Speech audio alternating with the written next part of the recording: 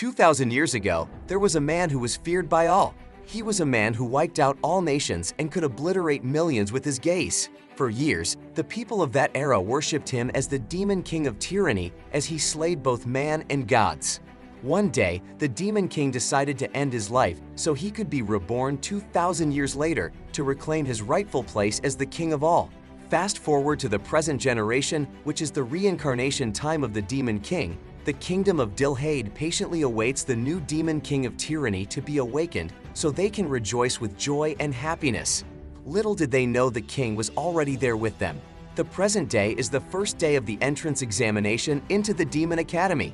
Misha Nekrin, a very shy mage, makes her way to the prestigious school as her parents shout encouraging words to her. She's interrupted by a bold and audacious young man with nice eyes.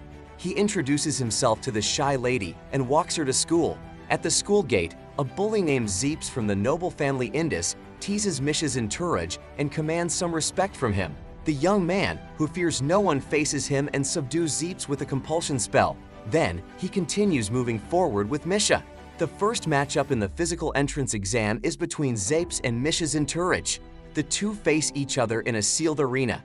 As expected, the duo exchange some banter before kick-starting their match. Zeeps brings out his magic sword and lights it on fire. Misha's entourage breathes out a little and puts out the fire. Then, he calls Zeeps' relic sword fake and handicaps himself. The young man, later identified as Anos Voldigode, stands in one position and destroys Zeeps.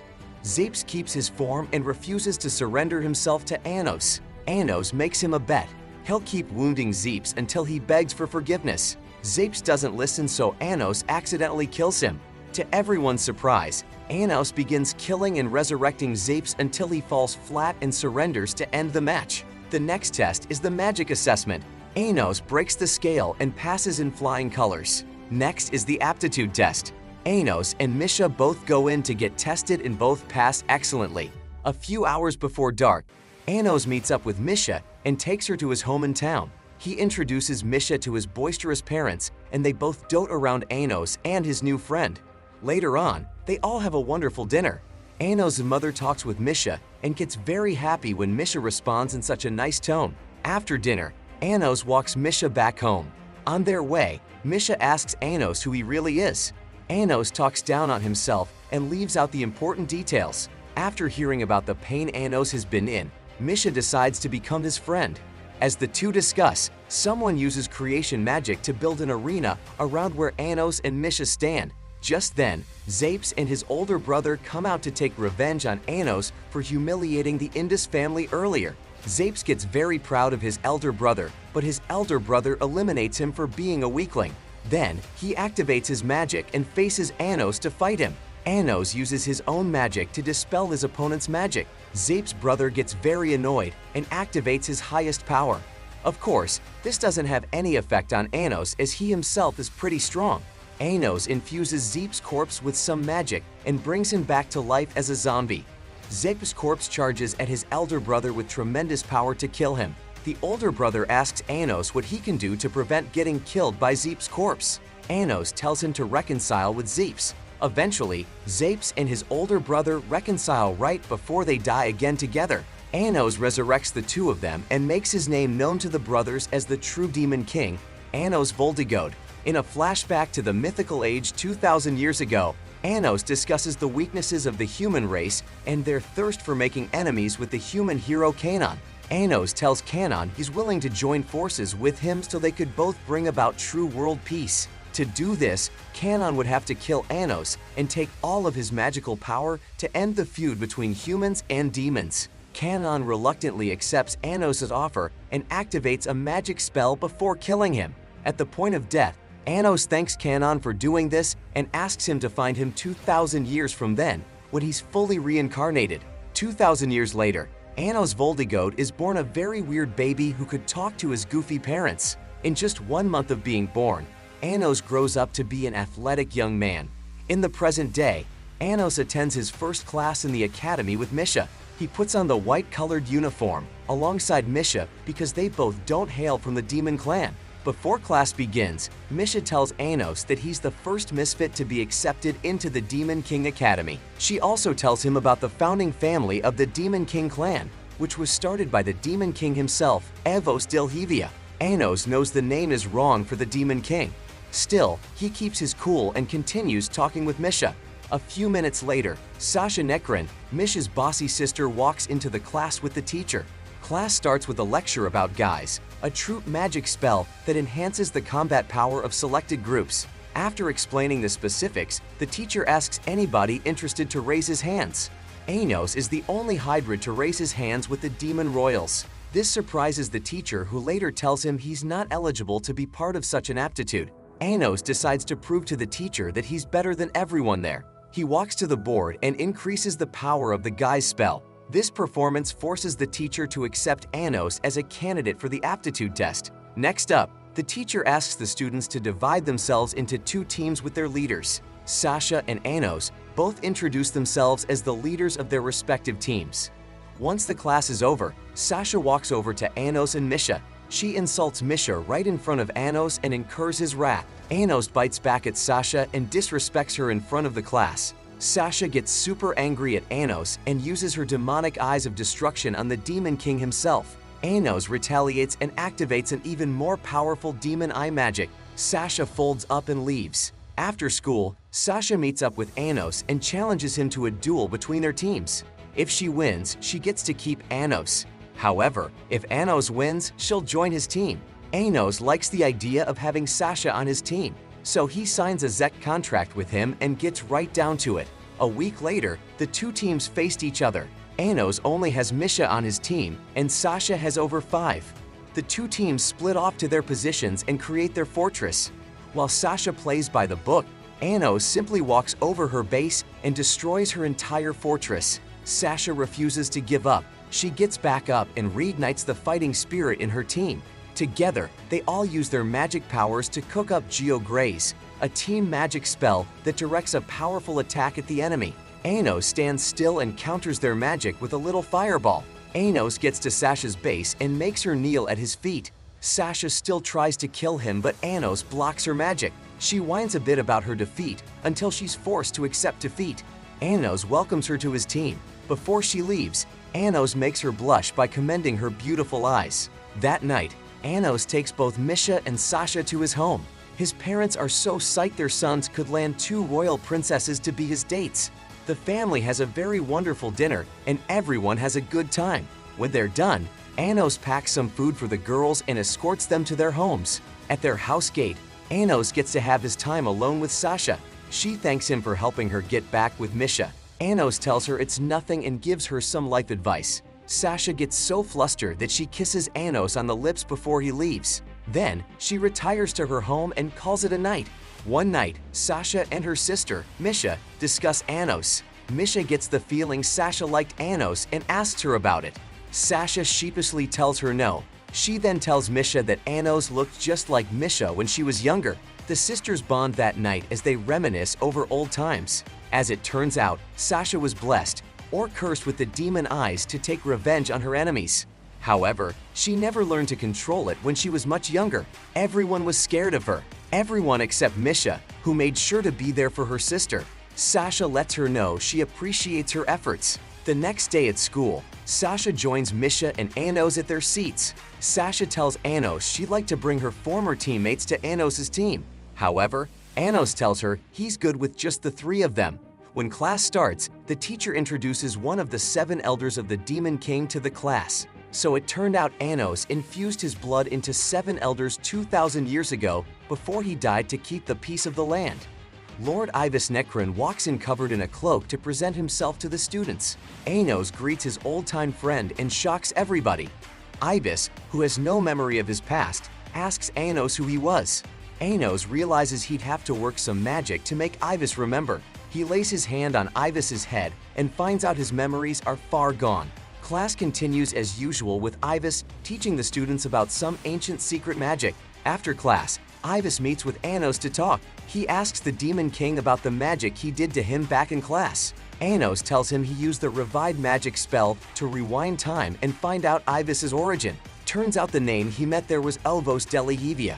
Anos wonders who tampered with history and changed his name. Ivis tells Anos that he'd remain neutral in the meantime since he can't really put two and two together. Ivis leaves shortly and leaves Anos alone. Anos finds Misha's emblem and takes it to her. He finds her in the yard checking out an envelope from her real parents.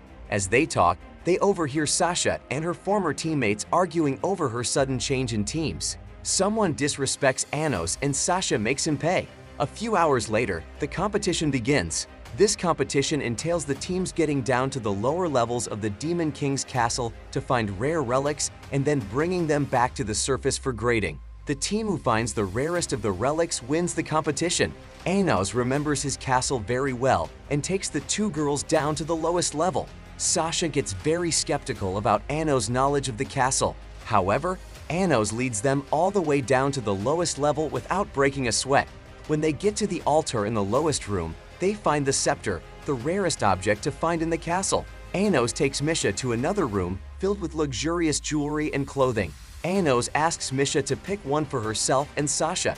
Misha picks up a beautiful robe and presents it to Sasha. Turns out it's their birthday in a few days and Misha wanted Sasha to get a nice gift from her. Sasha collects the gift and asks to be excused. Anos leaves them together and gives them some time to change. When he's done, he gets outside and finds Misha stabbed in the chest and unconscious.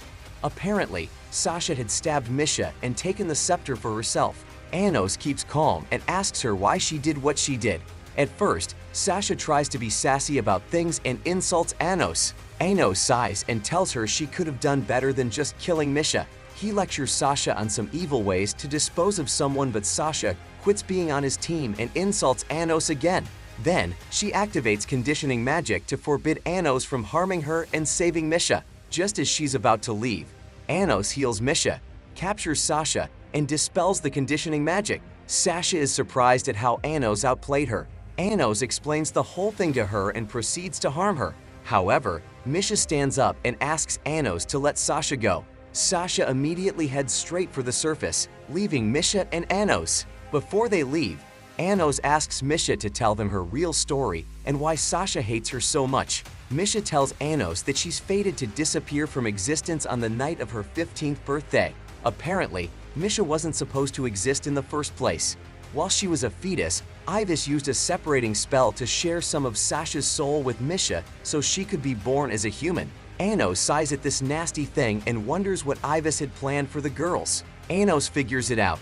Ivis wanted to create a strong enough specimen to revive the powerful demon race, explains things to Misha and she understands. Misha tells Anos she's never been favored by anybody until Anos spoke to her for the first time. She tells Anos he's the first friend she's ever had since she was born.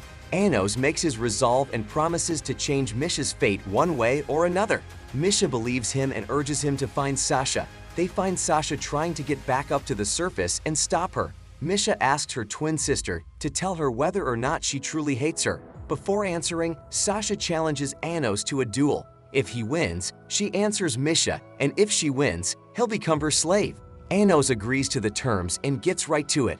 As expected, Anos wins the duel and lets the girls have their time together. When it's time, Sasha smiles and tells Misha that she never for once hated Misha. She confesses that she's been searching for a way to reverse their curse since she was little. The only solution she came up with is for her to make Misha hate her well enough so she can use a Zect spell to make herself disappear instead. Now that it's almost ready, all Misha needs to do is reject Sasha and the magic would be activated. Sasha asks Misha to make her wish come true and reject Sasha's existence. That was the only way she could pay her twin sister back for her help. Still, Misha refuses to reject Sasha as she too wanted to disappear from the face of the earth and protect her twin sister. Anos watches the two sisters cry and hug each other in their last moments together. He decides he's going to help them. Anos tells Misha and Sasha that he uses revived magic to go back in time 15 years back and divide their life source into 4 parts and share 2 with both sisters. That's the only way he can help them out. Sasha and Misha immediately agree to his plan. At least they have a chance. However, before Anos makes his move, Ivis rushes in and slashes Anos. Anos takes care of him and gets right back to fixing both sisters. As he starts up the spell, the time god appears to stop him from disrupting the time flow. Anos warns him to stay away from his business, but the time god decides to punish Anos for going against the flow of time. He rewinds Ivis's time, heals his wounds, and pits him against Anos and the girls. Now Ivis is more powerful than ever. Anos shows no fear. Instead, he defends against all of Ivis's attacks. The girls get very scared, but Anos tells them to believe in him. Just then, Ivis appears behind Anos and stabs him in the stomach. Thinking he's dead, Ivis rejoices over beating the infamous Demon King. Anos resurrects himself and keeps on fighting Ivis. Ivis invokes a time-pausing spell, thinking that'll stop Anos. Anos uses his pristine power to deal with Ivis once and for all. Ivis gives the fight everything he's got, but Anos is just too strong. He knocks Ivis down and completes the spell on the two girls. In a matter of minutes, Anos changes the fate of Sasha and Misha. As they emerge as new beings, Anos gives his full attention to Ivis. He summons his sword and slashes the unfaithful subject 1,000 times. With Ivis gone, the room reverts back to normal. Anos resurrects Ivis and becomes normal again. He apologizes for his actions and kneels to his king. Anos restores Ivis's memories from 2,000 years ago and tasks him to investigate the people tampering with his history. About that time, Sasha and Misha emerge from the spell as new beings. Sasha hugs her sister dearly and thanks Anos for making the two of them whole again. Anos gives Misha a gift and finally wishes her a happy birthday.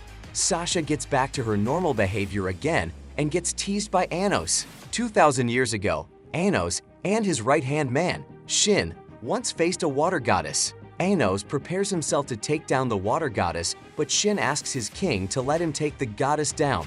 Anos makes a deal with Shin. If he's able to take down the goddess with one slash, then he gets a reward of his choosing. Shin lunges forward and destroys the goddess in one swoop. Anos holds up his end of the deal. He asks Shin what he wants, and Shin says he'd like to be reincarnated in another era so he could once again serve with his master. Anos warns him of the risks, but Shin goes for it anyway. In the present day, Sasha joins Anos and Misha in class. Before class starts, the teacher tells the class about the transfer student they're having at the Demon Academy that day. She continues on to tell the class that Anos' team scepter had been stolen from the school before she could grade it, so they don't get their full marks. Sasha and a hybrid student named Missa protest this, but the teacher makes her decision final. Anos just smiles, walks to one of the students, and pulls the scepter out of his chair. Turns out the teacher had asked one of the students to steal and hide the weapon so she can grade Anos' team less. Anos exposes the teacher and retrieves the scepter. After class, Missa rushes to thank Anos for helping her out back there. She also asks Anos to let her join his team. Anos, however, tells her she had to prove she's worthy first before he allows her in. He then asks her about her Unitarian club, and Missa takes him to her club. The Unitarian Club, aka Anos Fan Union, is one filled with hybrids who came together to fight the discrimination between them. Anos and his subordinates finally arrive at the fan club to see his fans. Everyone falls in love at first sight on seeing the handsome devil. Following the necessary greetings and introductions, Missa takes Anos and Sasha to her room. There, she tells him her origin story. Apparently, Missa is a hybrid between a demon pureblood and a spirit. She shows Anos and his team an artifact her father dropped for her on one of her birthdays. Up next, the whole class arrives at the swordsmanship training ground to test their strengths. Their teachers, Gaios and Idol, challenge the students to pull out swords from the ground. Anyone who can get that done in time would get trained by them. Naturally, Anos is the first person to pull out a sword. Just then, another student, the transfer student, pulls out his sword next. Idol and Gaios get to fight Anos and the transfer student only to get absolutely pummeled. In the next class, the transfer student introduces himself as Lei and asks to join Anos' team. Anos refuses to let him join and instead challenges him to fight against him in a duel between his team and Lei's. Lei tells him he doesn't have a team, but Anos tells him he can lead Mesa's team. The next day, the two teams are in the Magic Forest to begin their challenge. Lei gets together with his team and tells them to fight Sasha and Misha while he fights Anos himself. On the other side, Anos tasks his subordinates with beating the other team while he fights Lei. Once they got the plan, Anos teleports himself to Lei and challenges him to a duel. Lei happily accepts the challenge as the two get right to it. Misa and her team build a giant golem to fight Sasha and Misha. However, the two powerful twin sisters destroy it with their Geo-Graze magic. Misa gets out of the golem to fight Sasha one-on-one. She's cornered by Misa and her team, but Misha joins her shortly and fuses her magic with her. Together, the twin sisters join their ice and fire magic powers to take down Misha and her team. In the meantime, the fight between both legends becomes more heated. Both Anos and Lei seem to be having a good time as they both went all out. In the end, Anos beats Lei. After their fight, Lei tells Anos he gets this feeling they've both met before. Anos tells him they might have met 2,000 years ago as different people. Lei smiles and wonders if there was some truth to what Anos just said. Anos is seen having dinner with his family and his new subordinates, Misha, Misa, Sasha, and his friend, Lei. While his parents are feisty as ever, Anos explains the reason why he allowed Misa into his team, despite her losing the challenge the previous day. While they discuss, Anos' parents talk highly of their son as they wish for him to become a great demon leader in the not-so-far future. Anos smiles and continues eating dinner. After dinner, Misha, Sasha, and Anos' mom go on to check out Anos' baby pictures. Anna's mom tells the girls about the troubles they ran into during her pregnancy and how they all overcame it. Elsewhere, Lei apologizes to Misa for using them in their previous challenge against Anos. Misa accepts his apology and asks him why he's so polite to them hybrids, the outcasts of the school. Lei tells her he doesn't care about class or royalty and just wants to be with strong people. He then commends Misa on the special magic spell she used back then and leaves for home. The next day in school, the teacher selects a few students to participate in the upcoming sword competition. Surprisingly, Anos is selected to participate. After class, Anos wonders why the higher-ups would pick a hybrid like him. While he discusses with Lei, Misa interrupts them to tell him one of the 7 elders, Lord Melhais Baran, is there at the school. Anos gets to his quarters expecting him to be just like Ibis when they first met. However, Melhais remembers Anos and tells him some story about how his memory was erased after Anos' death. Anos gets suspicious of Melhais and asks him to investigate the person tampering with history. Before leaving, Melhais makes sure to tell Anos to drop out of the sword tournament, seeing as it's an obvious trap. Anos thanks him for his concern and heads straight home. On getting there, he finds out that Misha and his mom already prepared some special delicacies for him. Anos settles down to try his friend's delicacy and enjoys every bit of it. To thank Misha's efforts and kindness, Anos decides to take Misha on an outing the very next day. The next day, Anos takes Misha to a magic model shop to get something nice. The shopkeeper lets them feel at home and Anos takes Misha to a room. There, he makes a very tiny version of the entire city. The shopkeeper walks in with some tea. She sees Anos' masterpiece and tries to buy it. However, Anos refuses to sell it. Later on, Anos and Misha settle down to take some air on a bench outside. Anos takes the thing he made earlier and reshapes it into a ring to be worn on Misha's hands. Continuing on, Anos buys Misha a cat before getting to a diner to have lunch. There, Ibis stops by to report his findings to Anos. Ibis, who's in the form of a cat, tells Anos about the unknown person pulling the strings behind the Unitarians, which is Mrs. School Club. Anos thanks him for his help and dishes out new tasks to Ibis. A few hours later, Anos and Misha stop by the hospital. They find Lei visiting the hospital and wonder why he could be there. Lei tells them he's there to see his dying mother as she had the spirit disease. Though surprised, Anos tells Lei to let him know if there's anything he can do to help, even if it means reviving her. Lei thanks him for the suggestion and walks into the hospital. After a few days, the sword tournament begins with Anos being the first against another royal. Before getting to fight, Anos meets with Ibis, who advises him to withdraw from the tournament. Anos tells him he'd think about it and walks to the arena. When the hour is near, Anos refuses to join the stage. Instead, he's seen discussing it with Misa. As he's about to leave, his father returns with a special magic sword and gifts it to him. Anos changes his mind and decides to fight in the tournament. If there's a trap already set for him, he'd make sure to pummel his way through.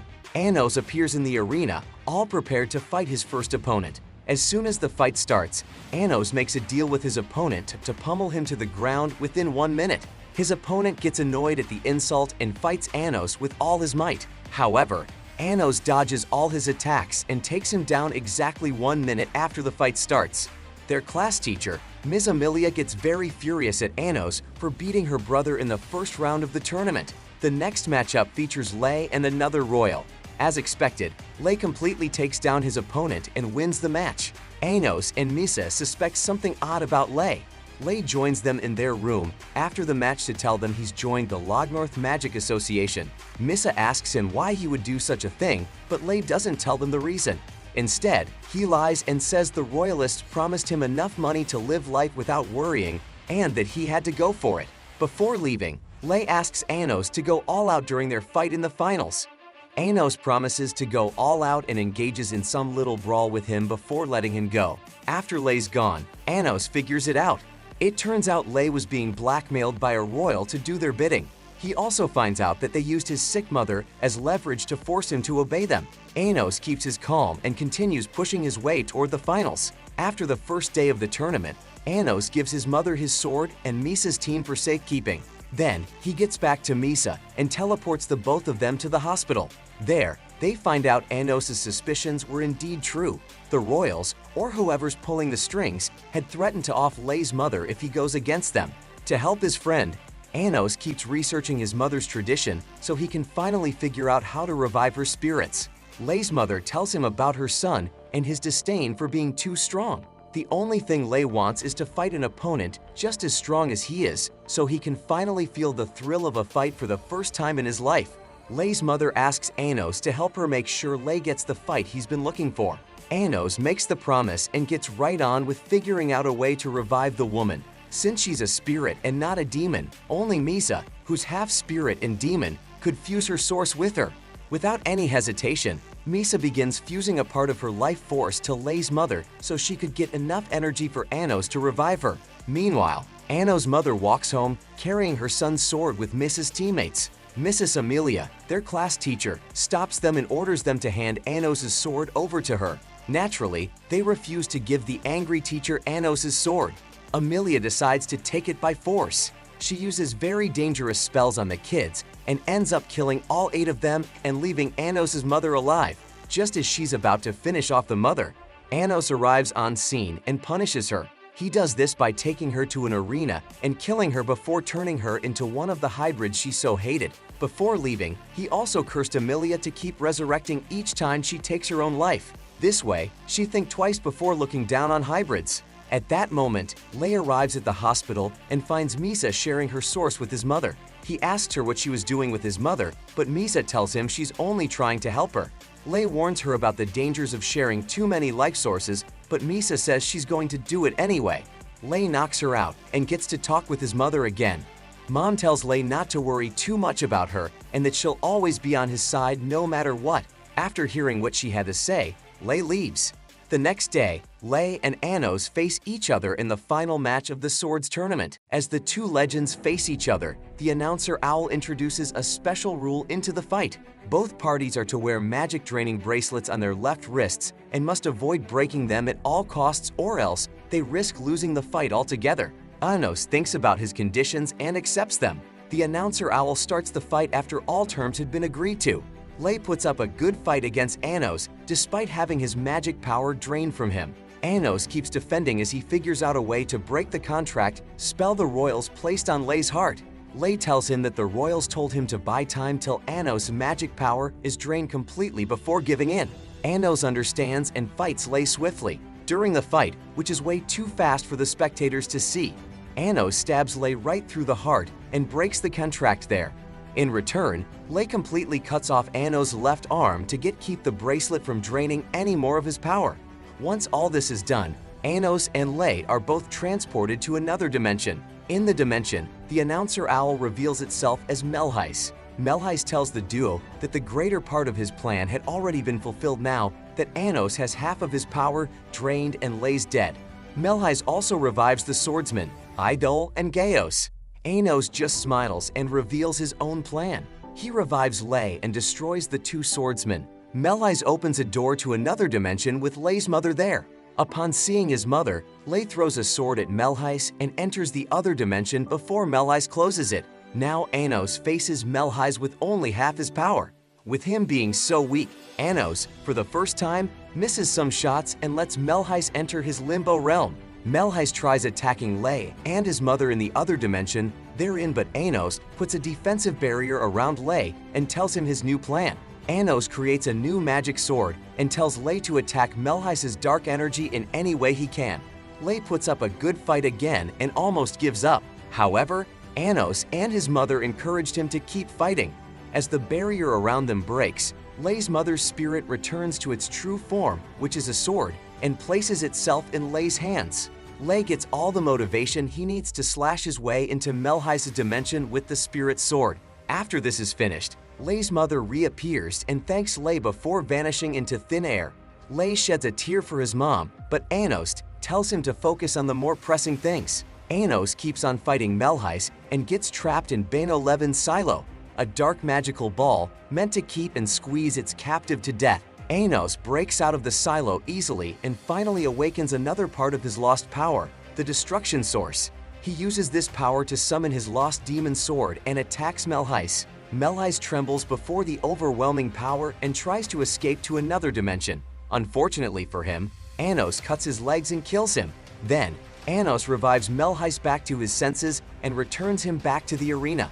There, he finds a masked person eavesdropping on him and Melheis before leaving. Now that they're back in the arena, Anos picks up his word and returns everything back to normal.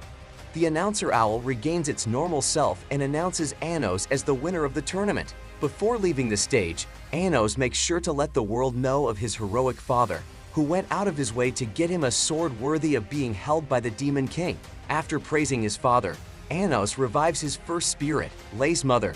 Lei and his mother are both surprised how Anos did it, but Anos tells them all he needed was a little bit of tradition and magic. Following the revival, Sasha Nekron gives Anos a prestigious sword to thank him for winning the tournament. She also gives him her own gift by kissing him on the cheek before leaving the arena, all embarrassed with her first crush. 2,000 years ago, the Demon King of Tyranny, Anos visited the capital city of Garadite to see the hero Kanon. On hearing that the Demon King is around town, Kanon meets with Anos to talk. Anos proposes a peace treaty between both humans and demons. However, Jurga, a military commander, refuses to let peace reign. He borrows some magic from his troops and attacks Anos. Anos, however, runs his hand right through Jurga's chest and kills him. In his dying breath, Jurga begs Kanon to make sure Anos pays for all his sins against the human clan. In the present day, Sasha fumes from waking up way too late. She meets Anos and Misha going to class and joins them. Misha also tags along and they all get to class safely. As class begins, their new teacher, Menu, introduces herself as Amelia's temporary replacement. Then, she tells the students about their upcoming trip to the human realm to attend an inter-academy class between the hero and the demon academy. Anos smells something fishy as he thinks the masked man could be luring him into another trap or something. Anyways, class continues as always and Menu asks the class for some information about human magic. Being a master at all things magic, Anos gets up to answer the question correctly. The teacher gets impressed and commends Anos for his amazing intellect as the class goes on. After class, Anos takes his team members, Lei, Misha, Misa, and Sasha, to the magic forest to train them. Anos uses more magic than he'd normally use and teaches the entire team a thing or two, including Lei himself. Since they'd be participating in the exam with the humans, they need to prepare for anything they might face. Sasha and the others get the gist and create a guy's cannon to fight their master. Anos gets very happy and gives them a thumbs up for learning. After training, Anos gets to meet Melheis again. He discusses the investigations with his subordinate and finds out the masked people may be behind things after all. Following his meeting with Melheis, Anos sees Lei waving at him. He takes Lei to his impressive sword collection and lets him choose anyone he likes. While Lei swings his sword, Anos tells him about his right-hand man, Shin, and keeps wondering if Lei was truly his reincarnate. Lei thanks him for the sword and leaves for his home. The next day, all students gather at the outskirts of Dilhade to listen to the instructions before traveling. Apparently, the students are to find their way to the Hero Academy in the human realm within 10 days before they can be eligible to participate. Anos and his team, on the other hand, get there in just a second with teleportation. Now in the human realm, Anos and Sasha split up from the others to get to the market. There, Anos begins complimenting Sasha's eyes. Sasha gets so embarrassed that she offers Anos her eyes for the taking. Anos refuses to take her eyes as they leave the market for the Hero Academy. At the school gates, Anos and Sasha run into Eleanor Bianca, a frisky student of the Hero Academy. After introducing each other, Bianca asks them what they were doing so early at the Hero Academy. Anos and Sasha tell her they just want to check things out. Bianca immediately takes them on a tour of the school library to show them their history. In the next few minutes, Anos and Sasha listen to the humans' messed up history books about the 2,000-year-old war. Naturally, Sasha's disgusted at the lies, but Anos tells her to calm down. Then, he tries asking Bianca about their messed up history, but is cut short by one of Hero Canon's reincarnates, Ledreno Canon. Soon, the second reincarnation of Canon, Laos Canon, shows his face. Since Canon had 7 sources in his past life, he could be reincarnated into more than one body. Laos, the more violent one, decides to show Anos a taste of his true power. However, Anos defeats him with his breath and leaves with Sasha. Bianca follows them outside and gives Anos a piece of advice. She tells him not to get his hopes up about finding the real incarnate of Canon, as his original self was killed by his fellow humans and his sources tinted with impurities. Other teams from the Demon Academy arrive at the Hero Academy 10 days later, all tired from their journey. Menu makes sure to welcome them to the Hero Academy before helping them settle. One of the teams, led by Revist, a pure-blood demon, challenges Anos, asking him how he got to the Hero Academy in less than a day. Anos doesn't reveal his secret. Instead, he just stands there and smiles at the confused Revist. Unknown to both teams, the Hero Academy already had several traps set in place to make the Demon Academy look bad in front of everyone. When everybody's finally in the Hero Academy, an introductory class begins. Both demon and human students would be selected at random to come to showcase their magic spells for recreational purposes. While the leader of the elite hero group, Diego Canon, calls his favorite student, Ledriano, while Menu calls Revis to represent the Demon Academy. Adriano goes first and gives an impressive display of human magic. However, when it comes to Revest's turn, his magic powers fail to activate. The human deans immediately make jest of Revest and his inability to form a good spell. However, Anos butts in and exposes the humans. They'd already put up a limitation spell to inhibit demon magic from activating. Anos dispels the spell, enhances Revest's powers, and even creates a magic sword. After getting exposed, the humans try to cause a ruckus between demons by proposing hybrids are better than royals.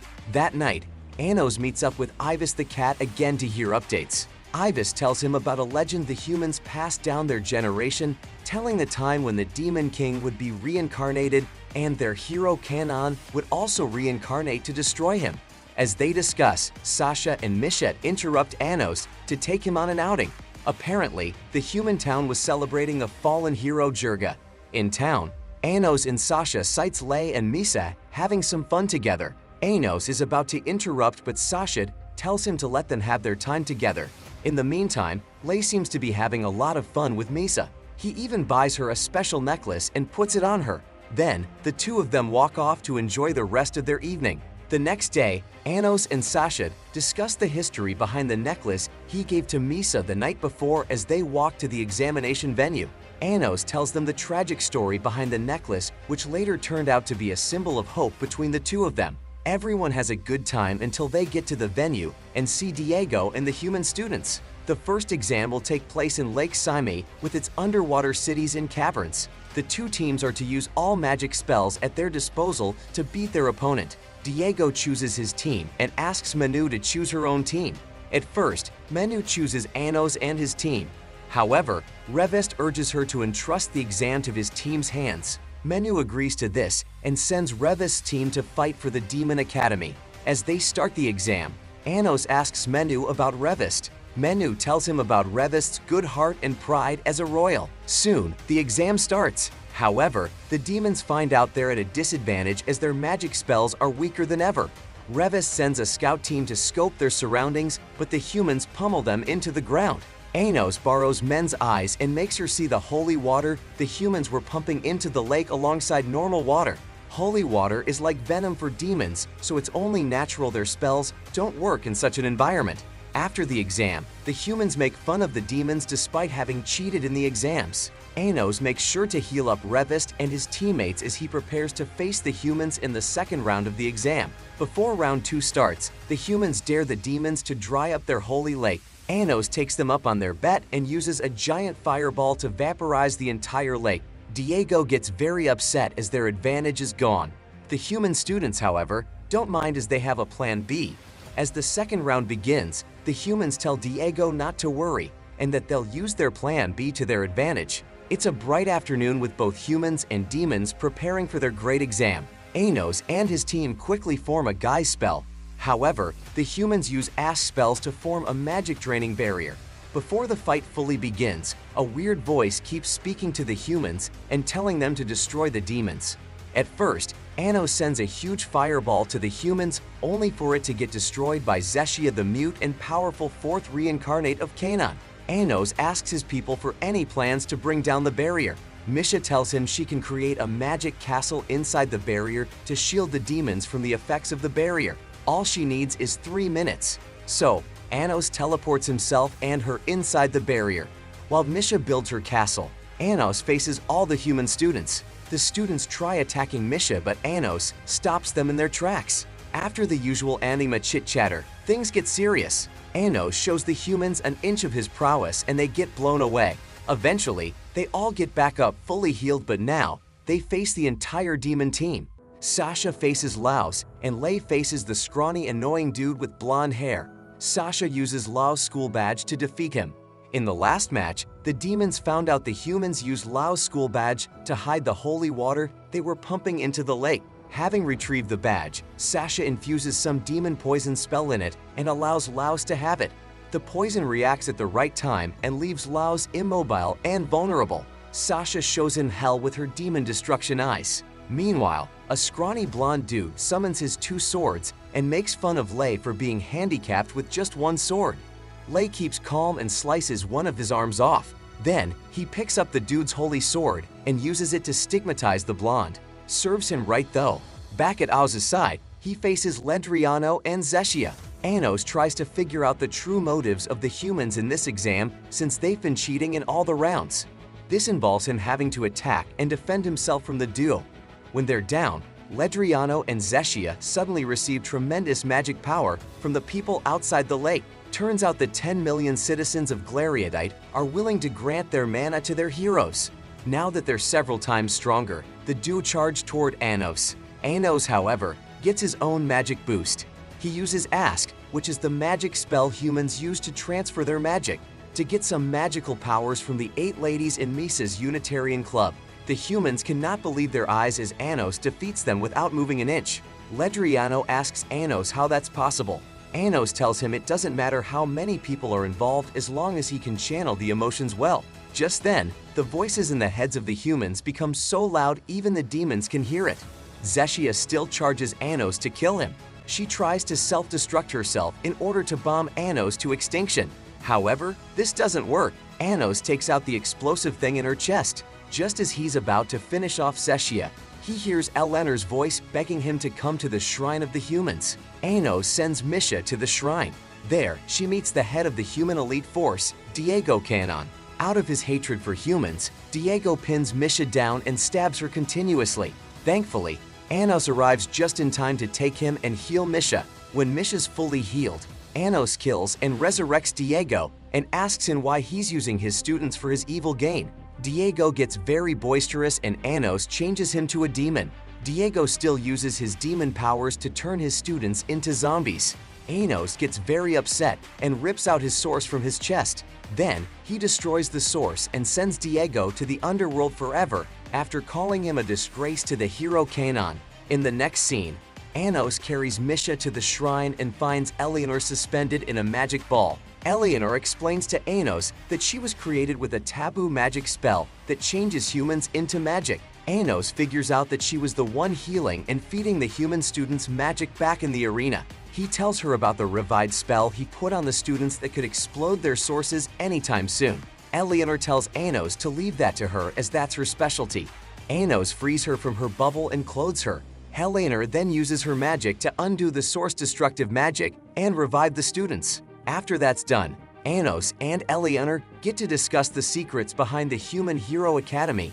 Eleanor tells Anos that her job as a source of magic is to clone humans so they can't ever die. Anos gets very disgusted and asks her when it all began. Eleanor tells them it happened a long time ago when Commander Jurga was scared of peace reigning and humans forgetting their hatred for the demons. To keep the hatred, he made sure to eliminate all standing in his way, including the great hero Kanon, and then researching clone magic so he could keep creating reincarnates of himself and the hero Kanon. He also tainted history to make the human descendants believe that demons are all evil beings. Eleanor also mentions that, although he could resurrect himself, Hero Kanon never did due to his tiredness of the human race. Eleanor says she's been waiting for someone like him to appear and finally bring peace to the human race. Once she's done with her story, Eleanor asks Anos to destroy her for her sins. Once these clones get to life, they'd never forgive her. As they talk, some of the clones wake up and beg Anos to keep their mama alive. Just then, Diego's ringleader comes in to seize Eleanor and Anos.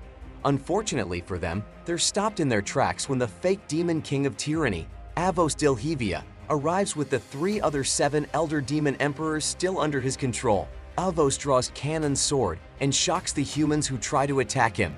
Of course, their attacks are futile. He takes care of the flies and faces Anos Voldigode, the real demon king. Anos asks him what his intentions are. Avos tells him he's there to bring back the Dark Ages when humans and demons were enemies.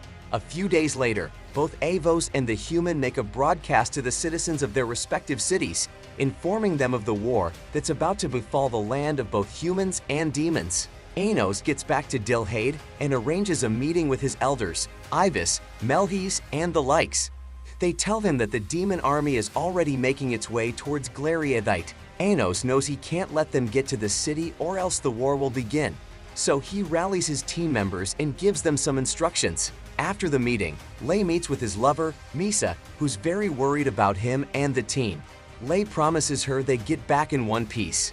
The next day, Anos and his team set out to stop the demon army from reaching the human army. Misha and Sasha are to stop the troops attacking from the west. The twin sisters get right to their jobs and neutralize Ava's army. Meanwhile, Lei and Misa demolish troops attacking from the east. They also get to do their jobs without incurring injuries. However, formidable reinforcements attack Lei and Misa, but they put up a good fight. Anos and his elders would make sure to subdue Avos and the remaining elders. They get right to it and attack Avos' castle. As Anos preps to enter the castle, Misa calls on him to tell him she can't find Lei anywhere. Anos leaves that to his elders and faces the counterfeit Demon King. Now standing face to face with each other in a black barrier, Anos recognizes the counterfeit Demon King as the hero Kanon's true reincarnate, Lei. Now I understand how I was able to wield the great hero's sword earlier on. Turns out Lei has been the hero's true incarnate all along. Anos asks him how and why he's posing as the Demon King. Lei tells him his origin story. After getting betrayed and murdered by Jurga and his men, Kanon finds out they set a plan to destroy Anos 2,000 years later, so he had to stop them. To do this, he took his holy sword and tampered with history to erase every memory of the real Demon King, Anos. He then tells Anos that he's been planning to restore world peace between both beings ever since. To do this, he had to reincarnate and conceal himself just so that he could meet with his longtime friend, Anos, and exterminate him in front of the humans. Kanon thinks the humans would stop hating on the demons once they see the great Anos Voldy go down and out forever. Anos reasons with this logic and decides to fight Kanon for all it's worth so he can make his wish come true. Almost instantly, the fight between the hero and the demon begins. Being a human with 7 sources, Anos means to take out Kanon's 7 sources one by one until he's taken out all 7 sources and then saves his friend from his burden. All his attacks are aimed at Kanon's chest region. Lei also gives the fight his very best, but Anos was too strong for him. Anos uses the Geo Graze to take out 6 of his 7 sources and leaves 1 in Lei. Anos tells Lei to back down now or risk dying forever. However, Lei keeps fighting. He summons a sword and charges at Anos, hoping to destroy him in one final swoop. Anos smiles at Kanon's or Lei's courage and allows him to land a fatal hit on his source. Then, he releases the black barrier and allows everyone, humans and demons alike, to witness him dying by Lei's sword. Before passing on, Anos tells all forces to retreat and wait for him to be resurrected one day. At least now both humans and demons can know true world peace. As he watches his dear friend die, Kanon acknowledges Anos' strength and lifts the holy sword high in the sky. Then, he orders the human army to put down their swords and retreat. The demons prepare to retreat. However, Diego refuses to let down and lets Jurga's spirit of hatred control his body. He lets out a terrifying scream and unleashes a massive Ask magic spell. Jurga emerges from the Ask spell and faces his subordinates. Ibis immediately activates the Dino Jix's origin spell on the two girls, Sasha and Misha. The girls answer their calling and merge into one powerful goddess who fights Jurga to keep him at bay. Jurga spots the massive number of Zeshia clones on the ground and begins activating them to self-destruct mode. Sasha and Misha try their best to prevent him from detonating all 10,000 clones of Zeshia, but it's too late. Or is it? Just as the spirits are about to go off, Anos resurrects himself and gets back to the real world in time. He stops the detonation from happening and faces his real enemy Jurga. Jurga asks him how he was revived without his source magic, but Anos explains that he used Agromet magic to get it done. Jurga gets the point but still attacks him. This time, he borrows power from the human soldiers and relinquishes their hope. Lei joins Anos to work together to bring down the devil himself, Jurga. Jurga keeps his standing as he uses the power he borrowed to attack both Anos and Lei. Anos decides to borrow some power from his own team as well. He asks the Unitarian team to sing and borrow him their own power. Missa directs her team to sing a beautiful melody and invigorate their Demon King. Jurga still refuses to back down. The demon army also join hands to lend their Demon King their power. As the fight goes on, Anos and Lei get much stronger than ever. They conjure a magic spell that makes Jurga self-destruct. Then, Anos summons his castle, Delsgade, and makes one final attack alongside Lei. Together, both Lei and Anos lay waste to the corrupt spirit of Jurga. Once it's all over, the world goes back to an even more peaceful state than before. Lei gets to meet his love, Misa, again. Anos turns Eleanor into his own magic, so she would never be taken advantage of again. In the ending scene, Anos returns to his hometown with Eleanor and his team. The Great Spirit Forest of Aharthurn, led by the Great Spirit Goddess Lino, was visited by the Heavenly Father of all gods, Nous Gallia. Lino asks him about his mission there and Nous tells her he wants to impregnate her with the famed child of God. He then restrains her in preparation for the ritual. However, he's stopped by Anos, the Demon King at the time, who appears with Shin, his right-hand man. After dispelling Nous, Anos turns to Lino and assigns Shin to guard her on her journey to Delsgade.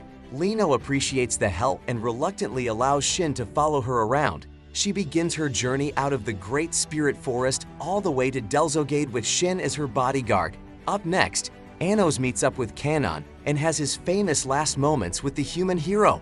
Following their discussion, Kanon runs his sword through Anos and kills him. Shin and Lino return to the Spirit Forest after visiting Delsgade. They find the entire forest covered in black magic, with beasts roaming every inch of it.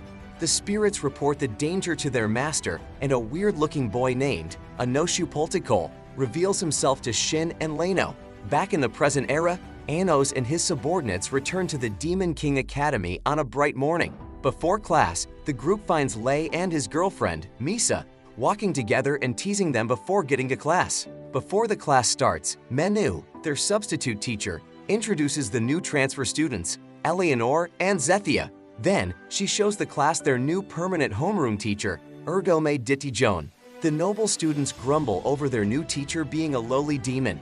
However, Menu explains to them that Erdomade is a member of the Evil Royals and had commanded a force second to the Great Demon King several years ago. Menu gives Erdomade the stage to talk, and he gets right to the topic at hand. He exposes Anos Voldigode as the true Demon King and shocks the entire class. Naturally, the royal students refuse to accept this.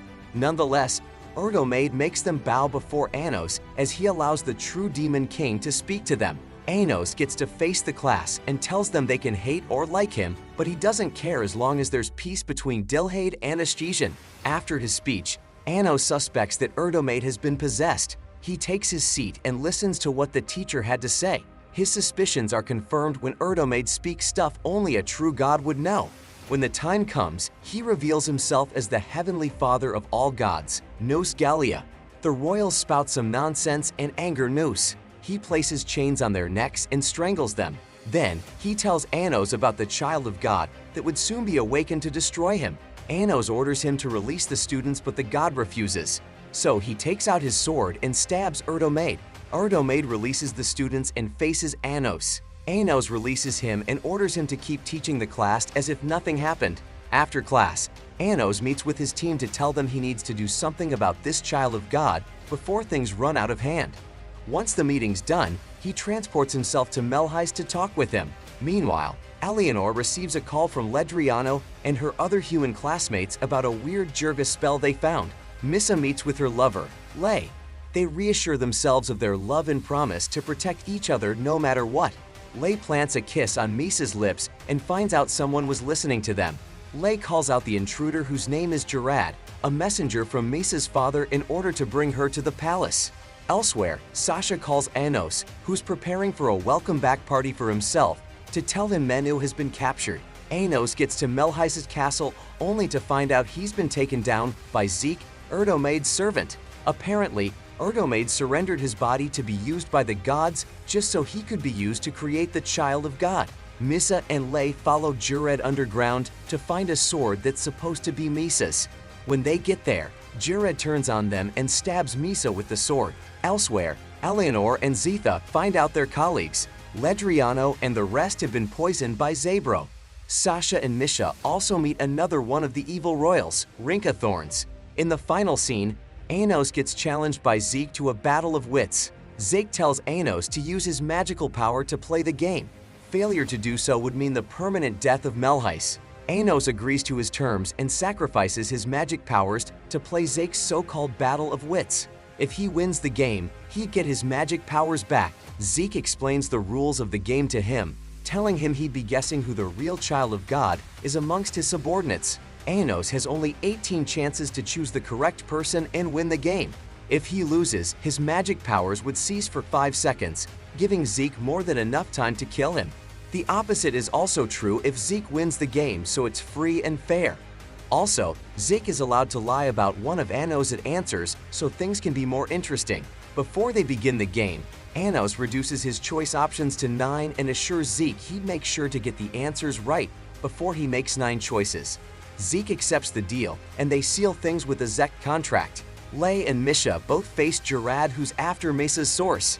Lay asks him why he needs her source, and Jurad tells him it's because Misa was born of Leno's source and had enough control over spirit magic. Just then, he summons his magic shield and wields it to fight against Lay. Sasha and Misha also find out they're wanted by the evil royals due to their spiritual connection to the gods. As the game begins, Anos thinks about his answers very carefully. He figures out that the child of God is Misa. In another space, Lay keeps fighting Jurad and his cursed shield, Genius, which inflicts twice the damage on the wielder's enemy. Jurad uses the shield's powers to destroy Lay's sources. Zedbro, on the other hand, keeps summoning ghouls to fight Eleanor and Zethia. He uses the spell Genoglenus to suck away the magic powers of both humans. Sasha and her sister use the Geograys to keep their enemy, Rinka, at bay. However, Rinka powers up her attacks and cuts both of them down. Elsewhere, Anos keeps thinking about who the true child of God could be. Normally, he'd have stopped the game right there after finding out that Misa is the child of God. However, since Zeke is allowed to tell one lie, then there's a possibility the child of God is someone else. Anos keeps on guessing and testing until he figures it out. Turns out Zeke had already implanted a fake memory in himself to trick himself into believing all his confirmations to Anos' questions were correct. Once he's made, Zeke ends the match, seals Anos' powers, and attacks him. Anos uses brute force to stop his attacks and then beats Zeke in his own game. As it turns out, Zeke killed the fake Milheis and Anos was just putting an act all along. After slashing Sasha down, Rinka turns her sword towards Misha and keeps slashing her. However, Misha stands back and summons Anos' castle, Delgade. Meanwhile, Lay activates his second source and comes back to life. As the reincarnation of Canon, Lay summons his holy sword and gets serious with Jurad. Eleanor also fights back against Zebro and takes him out. The same thing happens with Rinka and Lei as they get cut down by their respective enemies. After defeating the evil royals, Eleanor revives all the ghouls Zebro summoned to fight them. Zik still cannot believe his eyes as the real Melheis appears before him. Anos explains to him that he used a wand of origination magic to bring Melheis' source back to life and hide him just in time before Zeke started their little battle of wits. Now that he's lost, Zeke executes himself. However, Anos reincarnates him as an owl and finds out his true intentions. Turns out he was sent there to reduce Anos' combat magic any way he could. A few hours later, the whole team is back together. Anos tells his team about the humans who still blame him for the things that happened with Jurga's spirit. They have to act fast so things don't get out of control and start another conflict. Before leaving, Melheis also shows them that Shin is amongst the ones trying to revive the child of God and that he is waiting for Anos in the forest of Aharthurn. Anos takes his sword and heads straight to Aharthurn. Anos transports his team and their homeroom teacher, Erdomade, to the plain fields of Arhathurn. Since the spirit forest is in the spirit realm, they have some work to do before it can be revealed to them. Erdomade instructs his students to go into town to find a way to entice the mischievous Tithi spirits roaming around the spirit realm so they can appear in the real world and lead them into the spirit forest. After dishing out the instructions, the students let off a sigh and began work. Meanwhile, Anos keeps checking out the landscape of the fields, almost as if he was after something. A few hours later, Anos hits the streets of town with Misha and Sasha. As they discuss, they overhear a storekeeper preparing his men to beat up a little girl. Anos intervenes, chases the bullies away, and faces the little girl. The little girl, who has a weird mask on her face, thanks Anos for his help and tells him all he needs to know about finding the forest. Although she's lost her memory, she tells them her real name, Lena, and how she's always longed to get to the Great Spirit Forest. Anos assures he'd take her to the forest with him after finding out she's not a demon. The girl tells Anos that they have to wait for an eclipse to happen so the fog connecting the spirit realm to the human realm would form. Then, they can have their chance to make the Tithys smile and let them into the spirit forest. She also tells them they'd have to wait since the next eclipse is about 9 days away. Anos doesn't want to wait that long, so he uses his powers to create an eclipse that instant and transports his team to the meadows. Now all they have to do is make the Tithys smile so they can let them into the forest. Misa, Lei, and the others join them later on and find a way to make the spirits smile. Their first few attempts are all futile. Just as they're about to give up, Misa's team embarrasses themselves, good enough for the Tithys to laugh and show themselves. Anos introduces himself and his group and asks the Tithys to lead them to the forest. Soon, Anos and his people are all in the Great Spirit Forest, all led by the Tithys. Along the way, the Tithys recognize the little girl Anos saved earlier as Leno, the spirit goddess from several years ago. However, they conclude that to be impossible as Leno is no more. They also recognize Misa to be the child of Leno. Misa asks them who her father is, but the spirits keep it a secret.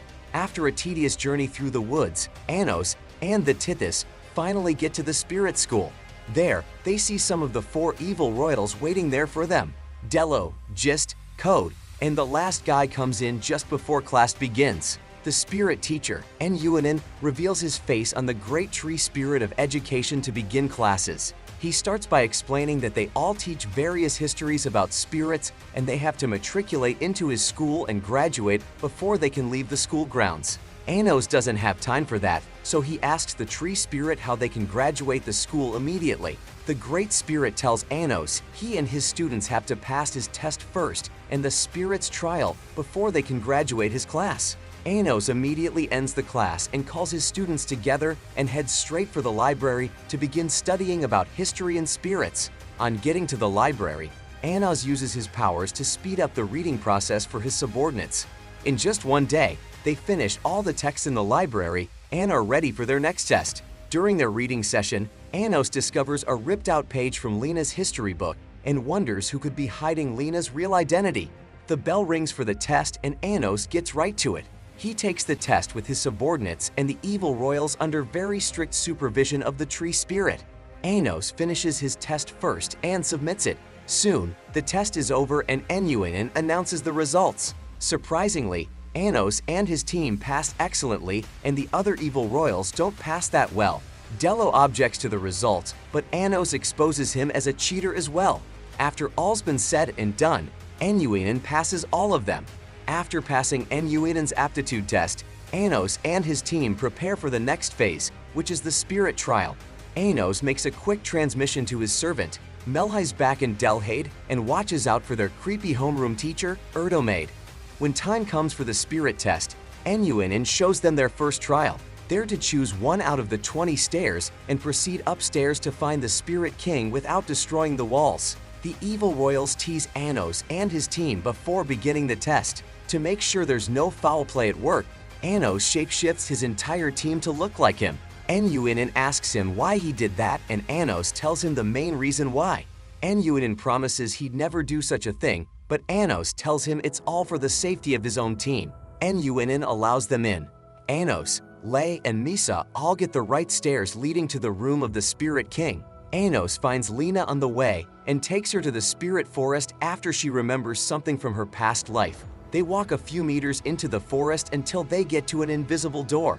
Lena and Anos get right through the door and appear in a flowery paradise. Lena sees a sword set in stone with flowers all around it. They both walk forward to examine the sword.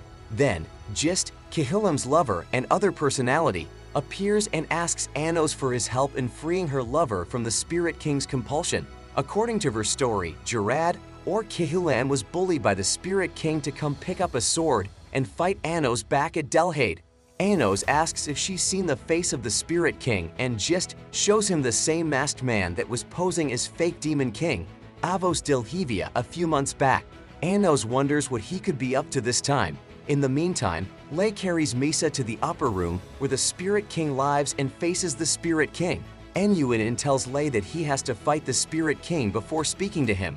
In this fight, he has to pick a spirit sword and win fair and square against the Demon King before he can be granted an audience. Meanwhile, Anos and Code face the Hidden Wolf trial. They're to capture the wolf to pass the trial. Code proposes he joins forces with Anos. However, the wolf tells them they can't do that. Anos agrees to the terms, secures Lena, and begins fighting the wolf to capture it. Code also joins the fight to bring the wolf down, but it vanishes and splits itself into 4 equal parts. Anos figures out a way to outsmart the wolf and passes the trial. Then, he's granted passage into the next room. Lay, on the other hand, keeps getting injured by the Spirit King, who seems to be overpowering him. As the Spirit King is about to finish up Lay, Misa transforms to her true form, a goddess, and gives Lay a sword he can use against the Spirit King. Lay gets reinvigorated with strength and keeps fighting the Spirit King. He lands a hit on the king and urges him to open his mask. However, the king restrains him and captures Misa. Anos gets to Dello's research lab and demands he reveal his true intentions. Unfortunately, all Dello wants is to show Anos how strong he's been over the past 2,000 years. He challenges Anos to a fight and Anos accepts it. Dello beats Anos down at first, but soon gets overpowered by Anos' overbearing magic powers, which pummels him straight to the ground. In the final scene, Anos walks over Dello's weak body after dealing with him. When he gets to the Spirit King's palace, he finds him dead and revives his source. Just then, Sasha rushes in to show him a broadcast message from Delhaid. Turns out the fake Demon King, Avos Dilhevia, was back and ready to take over Delhaid from the current Demon King, Anos Voldigod. He summons the 7 elders of the Great Demon and makes them pledge their allegiance to him in front of the citizens of Delhaid. Anos immediately figures it out. He transports himself right to the castle and finally exposes Misa as Avos Dilhevia, the source of all his problems. After finding out the person behind the facade, Avos Dilhevia, Anos seeks to know the reason why she's been deceiving them all along. Avos tells him she's been planning to destroy the true Demon King all along. Anos remembers his battle of wits with Zeke and realizes he'd been right all along. Misa was the child of God. He mentions that he's been suspicious ever since then. He then mentions the series of events that led to him confirming his suspicions. Avos laughs and tells him he found out everything too late. Anos cuts her short and tells her he's not late yet. You see, to kill the Demon King, one would need the magic sword of destruction. Since Avos hasn't gotten her hands on it yet, this could only mean he's safe to plan a counterattack. Avos and her 7 elders try to capture Anos, but he dispels their magic and transports himself back to the spirit school. He tells his team the secret behind Avos Dilhevia being Misa. Apparently, Misa's other half, Avos Dilhevia, was created from the rumors and lore that the fake Demon King spread. Now, the real Misa is struggling to fight for her body as Avos Dilhevia has taken over. If Avos wins the battle, Misa would get the spirit disease and disappear forever. This means they have to get out of the spirit realm and act fast. Anos leads his team to an exit, but Enuinen stops them from moving to attack Leno's child. Anos tries to force his way through the blockade, but he's stopped by another one of his subordinates from 2,000 years ago. Code steps in and helps Anos to keep them at bay so they could return to their realm. At that moment, Lena appears to Anos and his team.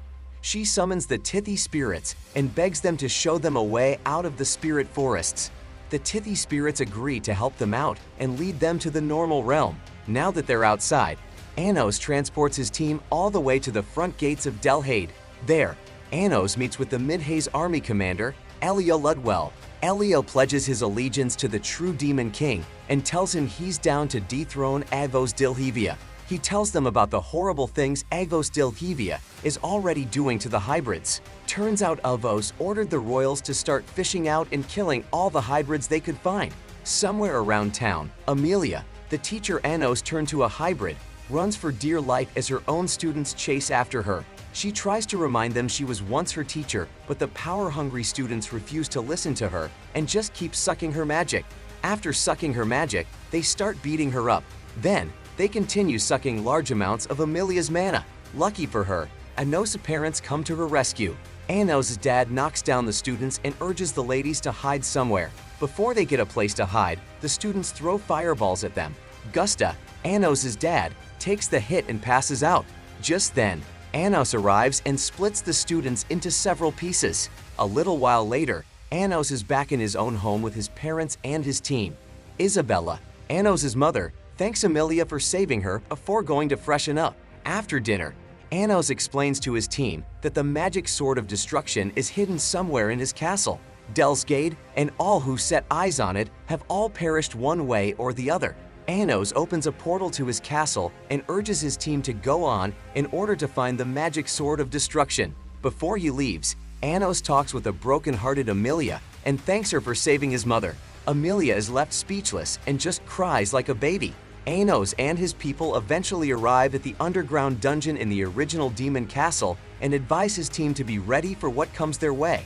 After getting their confirmations, Anos takes them further into the underground dungeon.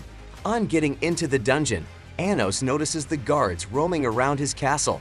He quickly conceals himself and his team members so they appear invisible to the patrol officers searching for them. Anos leads his team right past the guards while they're still invisible.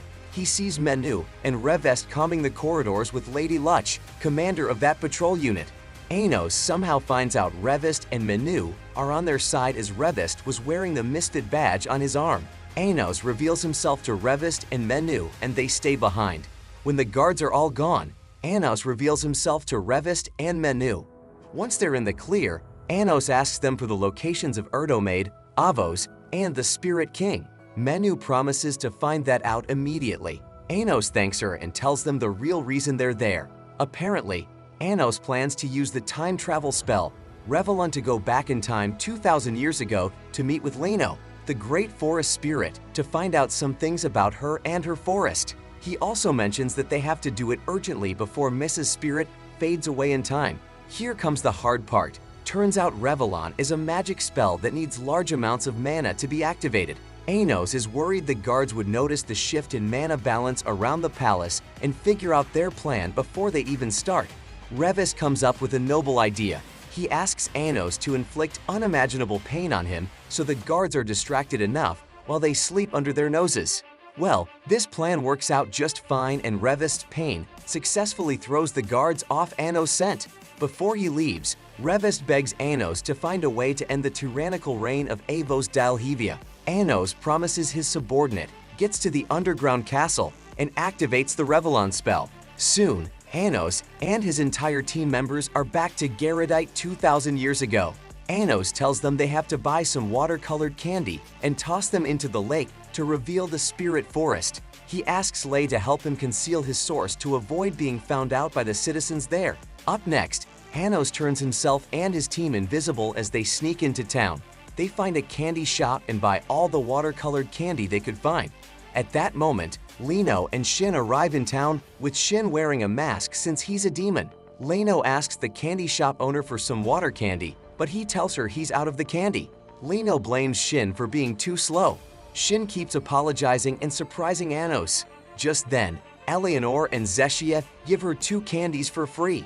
Lino thanks her and leaves for the lake with Shin.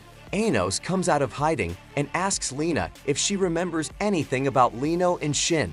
Lena tells him she really doesn't, but she still gets the feeling something bad is about to happen. Nonetheless, Anos and his team eventually make it into the forest.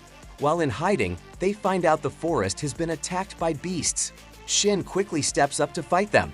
Anos decides to help, so he helps Sasha take out the beasts and spooks them. Leno immediately finds out there's someone hiding behind them. She orders the person to show himself, or she would use drastic measures.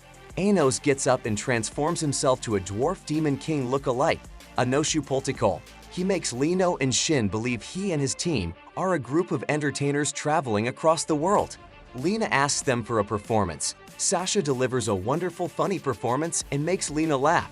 Shin doesn't seem to be feeling them, but Anos makes sure to make him believe they're legit. Shin asks them what they're doing in the forest. Anos tells them they're there researching spirits.